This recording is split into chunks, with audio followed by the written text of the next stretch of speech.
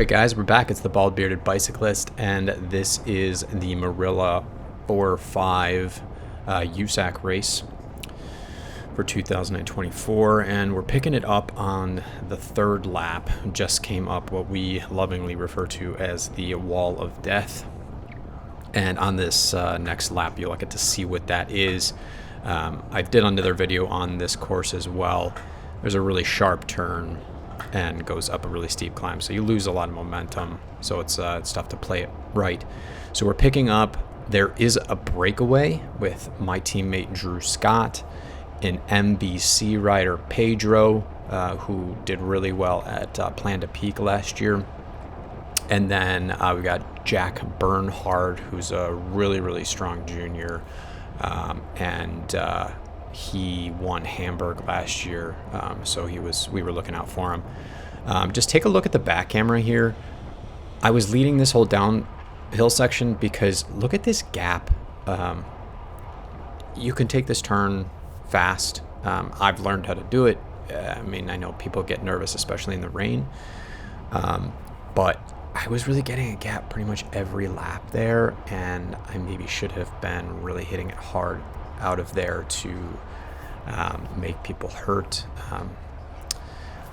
We'll get into that. I probably could have made a move there later, but those three guys got away early. Our first lap, we actually had a bigger breakaway that I was really happy with. It had Jim from my team, who you can see on the left here, through this rain droplet. Another rainy race. Sorry guys, it's Buffalo spring. And Drew was in it, myself, Pedro, I think Jack, some of the other strong guys, Alessandro, I think, but we didn't really fully commit. No one else did. I don't know if you can hear my dog whining. He wants my other dog to play with him right now. But Todd's taking a good pull here on the front, which I was happy with. I spent a lot of time on the front in this race, and some of it was maybe a mistake. Some of it was because I was specifically doing it based on this course. I have trouble with because of how rolly this is. If I'm trying to sit in the pack, I end up coasting, and then I end up hitting 800 watts. And if I'm on the front and I can keep my speed and carry it through these climbs, I'm doing 600 here, which is a lot, but I actually get a gap here again, and I don't look back. This is maybe again where I should maybe be putting the hurt on Todd, who's back there trying to bring me back solo, and things are pretty strung out. So I had some opportunities to hurt the rest of the guys that I was with. At this point, 3 of 5 laps, we haven't seen those three guys in a while, and they're probably getting to the point where they're uncatchable. Knowing those guys' strengths, I wouldn't be able to catch them. So if I did break away from this group solo, I wouldn't really be too worried about bringing the field up to them. Just skipping ahead a bit. So this is just to kind of show another corner here. I was, like I said, always trying to get to the front for these corners. I wasn't really doing many watts, but you can see the gaps behind it. People hit their brakes, and you don't want to be behind any of those guys, because then all of a sudden you're doing a bunch of work, whereas I kept steady 200 watts, and they're doing work behind. So again, taking an opportunity to just get on the front here and keep things steady. This is the kind of last straight. It's going to go into the major climb that's right before the finish line. So I was always trying to be near the front around this spot, if not on the front. The major climbs were this one, the Wall of Death, which you'll see, and maybe that one that you saw just briefly where I had kind of put in some power and got that little bit of a gap. But, you know, I cannot be coming into the bottom of this hill anywhere near even mid-pack, because that means that I'll more than likely fall back from that position and really struggle to gain positions once we get to the top. And if people decide to keep on the power at the top, it's going to turn into a bad day for me pretty quick. So I was finding that the closer I was to the front and setting my own pace, the less people were surging on the hill, because at this point everyone's kind of hurting, and I think a lot of people were just resigning to go my pace that I was setting. So that was kind of great, another little advantage to getting up this. But yeah, I mean, I didn't do crazy watts up it. I mean, it was hurting for sure. But you'll see the wall of death, we go much harder. This one's a little bit more sustained.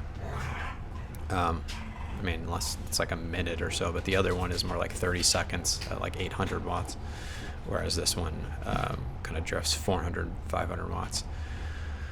But yeah, and then keeping it on a little bit you can see like I was pulling away a little bit, just keeping around 300, and then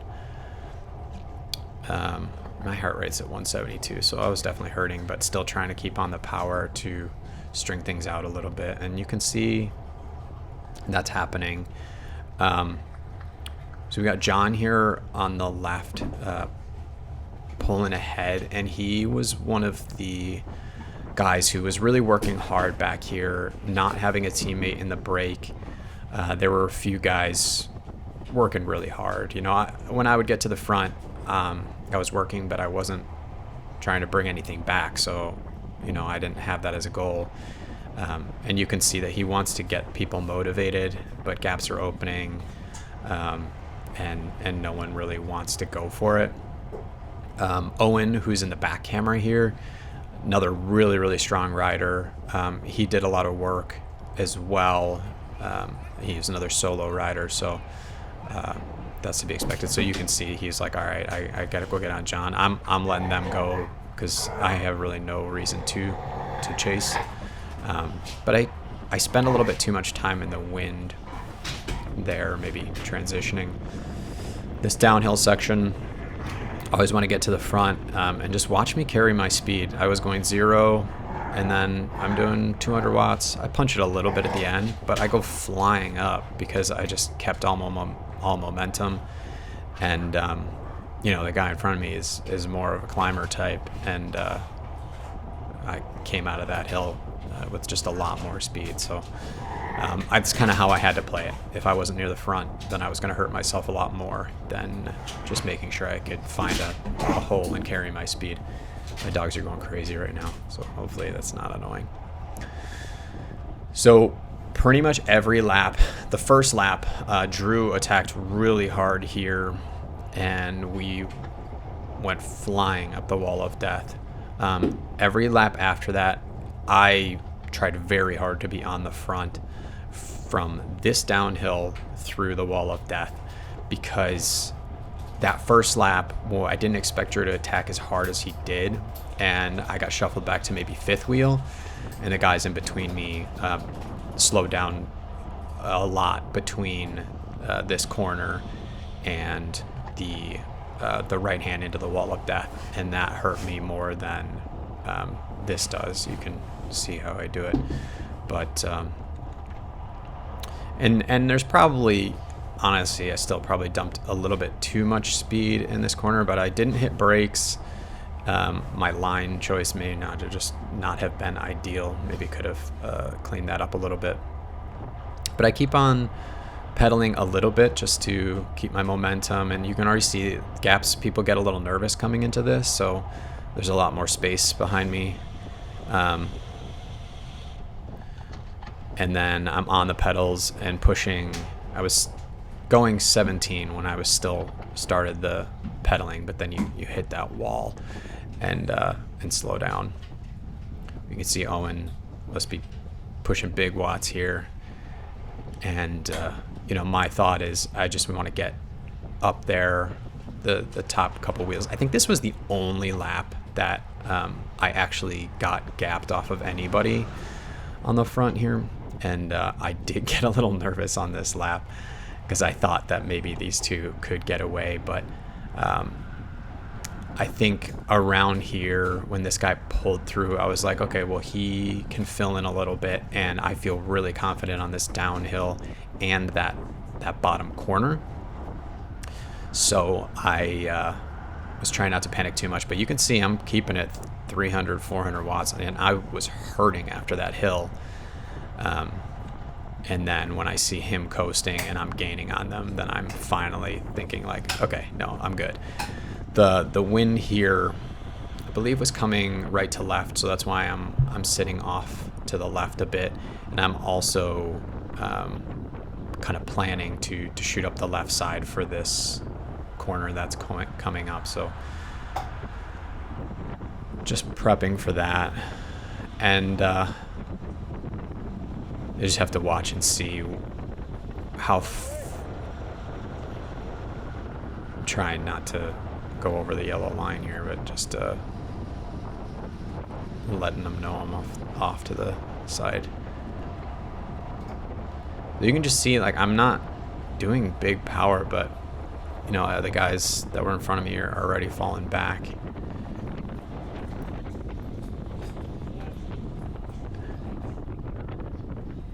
And then I shoot right up, and I could have attacked through there probably pretty hard.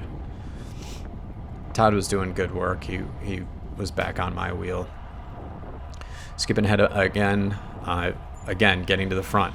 Got a corner coming up. This one, people were taking so slow. Maybe took that a little wide, but you can see the gap between Todd and myself. Just keeping that speed up. And so those little things, I mean, again, if I ramped it up a little bit, he would have had to work a lot harder. And, you know, got to know your competition. If you can make those guys hurt, then you'll be a lot better off at the end. And minimal effort for myself if I am able to keep my speed up. So this is again, that final climb on the fourth lap. I didn't quite get to the front, but I was in good position, knowing that the guys in front of me, I kind of get pushed wide here a little bit. I don't like drifting over that line, but I'm also trying not to get my wheel taken out, and I got two guys pushing me from the right. There's somebody on my hip as well, so I can't really get in more. You can see that wheel.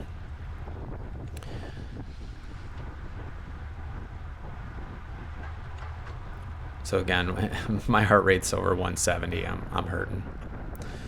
Fifth lap, final lap, and both these MVC guys are on the front, and they're looking like they're putting in work. Again, I think for me, I need to get in my head when it's okay to start making moves, knowing that my teammate who is away is safe. If you saw my Zoo Crypt video, I waited too long there, and here I don't think it ever in my head clicked that, like, either A, I can make a move and try to do something, or B, I should have been in the mindset that if anyone makes a move at this point, I should just jump on their wheel and work with them if they are to get away, because the chances of us catching the front group was so minimal. But it would have been a lot better for me. This final lap, I did start getting some cramps in my left hamstring, and I'm not positive what that was. It could just be early season, not doing the amount of efforts that I've been doing lately in these longer races, and or it could be sodium or whatever. I mean, I was feeling pretty well, but whatever it was, I was a little nervous because I felt like I could keep low end power on like my low VO2 and hold that still with no issue, but I was starting to cramp up if I would spike things up. So like when on this wall of death, this last time, I definitely felt it, and it made me a little nervous for the end of the race. So I think that was a little bit in my mind too when I was thinking about making a move. But let's see. I mean, it's always fun for me to watch these videos and see where things were in the back camera, because obviously I'm not looking back at this point in the race. But you can see this gap just going into this corner, and then get on the power quick.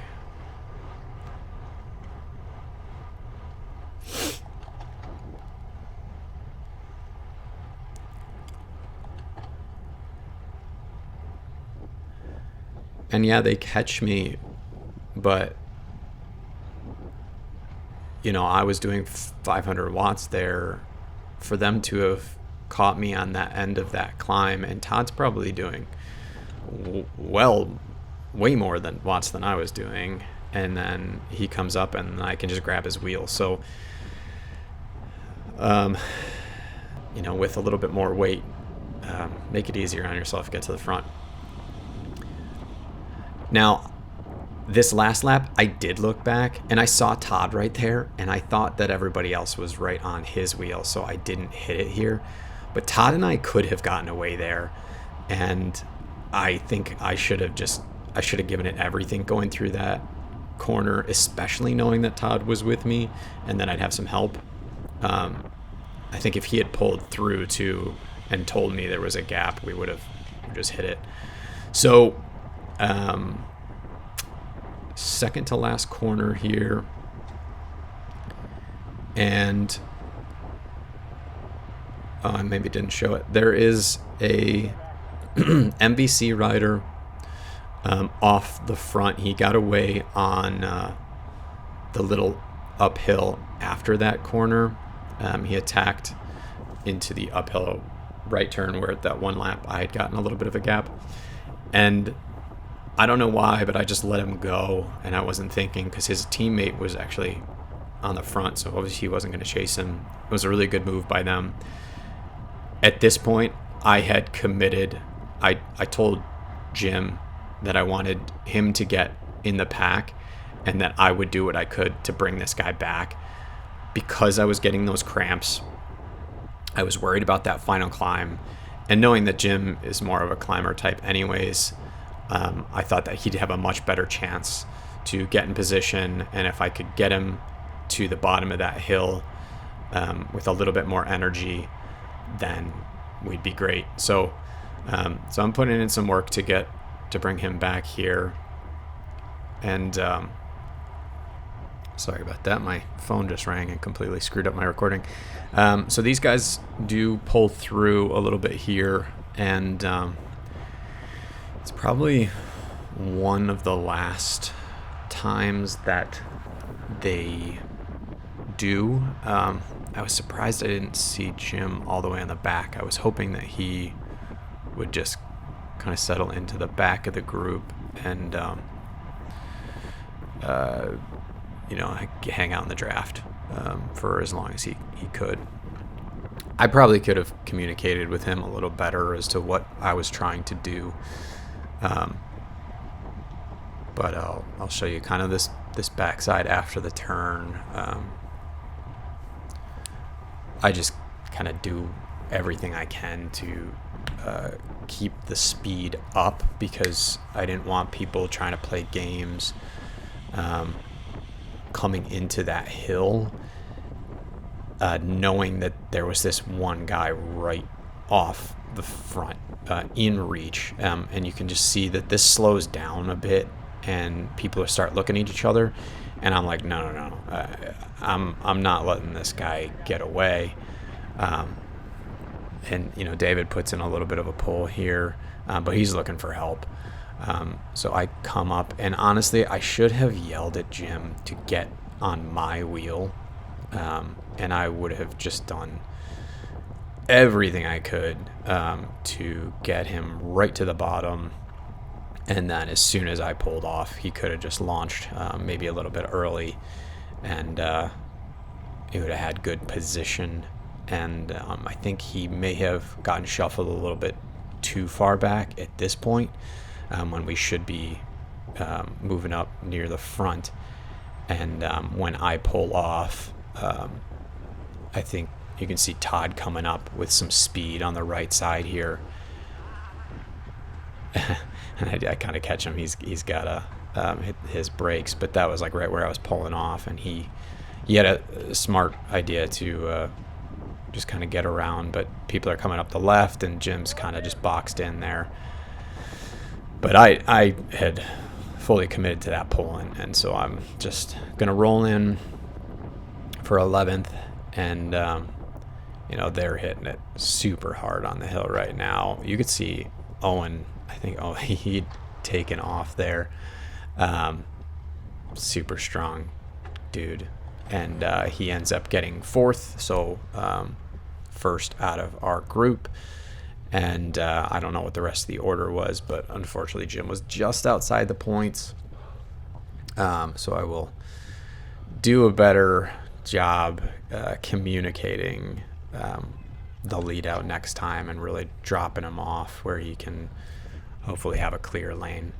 So, this is the first time I've really tried to do that, and nice little lesson for me. But I think all in all, I raced this pretty well. If I would have done things differently, I would have gone with that MBC rider, because again, there were a bunch of people looking around in our group, and had I not gone onto the front and put in that effort to bring him back, maybe the two of us could have worked together well and stayed away, and took those 4th, 5th positions. But for a rolly course that I always feel like I struggle on, I think I did the best I could there. So thanks for watching. Make sure you like and subscribe. It really helps me out, helps the channel. I got a lot more stuff in the works. We've got the Thursday night fireballs. Those are coming up. And then we've got Buffalo Crit. I still have a spring training video. So check it out.